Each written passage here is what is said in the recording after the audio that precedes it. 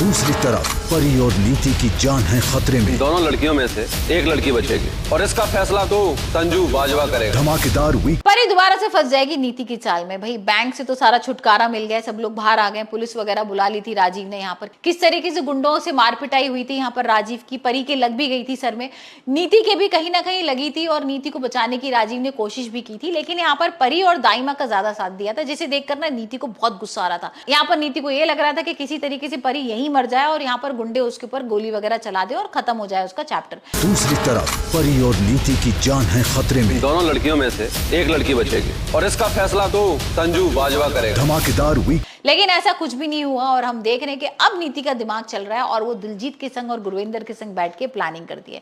अब नीति करती ये है कि भाई दिलजीत और बबली की शादी का कार्ड छपवाती है जल्दी से और पहुंच जाती है पार्वती के घर मिठाई के साथ। और दूसरी तरफ परी और नीति की जान है खतरे में। दोनों लड़कियों में से एक लड़की बचेगी और इसका फैसला तो संजू बाजवा करेगा। धमाकेदार वीक। जैसी पार्वती के घर पहुंचती है वैसी एकदम शॉक हो जाती है पार्वती, क्योंकि यहाँ पर उसने सोचा ही नहीं था कि नीति उसके घर आएगी, वो भी कार्ड वगैरह लेके आएगी। तो कार्ड जैसी देखती है ना उसके होश उड़ जाते हैं और अब पार्वती अपने आप को कंट्रोल नहीं कर पा रही है। उसको समझ में नहीं आ रहा कि मैं किस तरीके से भाई शादी रोकूं। सगाई तक तो ठीक था और उसने सोच भी लिया था कि भाई ठीक है मैं किसी तरह शादी नहीं होने दूंगी, लेकिन अब तो ये नीति बोल रही है कि कल ही शादी होनी है तो मैं कैसे रोकूंगी। तो अब देखते हैं कि भाई परी अब क्या करती है, क्योंकि भाई मिठाई वगैरह भी खिला देती है नीति यहाँ पर उसको, जो मिठाई वगैरह फेंक भी देती है वो, और कहती है कि मुझे मीठा पसंद नहीं है। यहाँ पर दोनों के बीच में एक बहस भी होती है।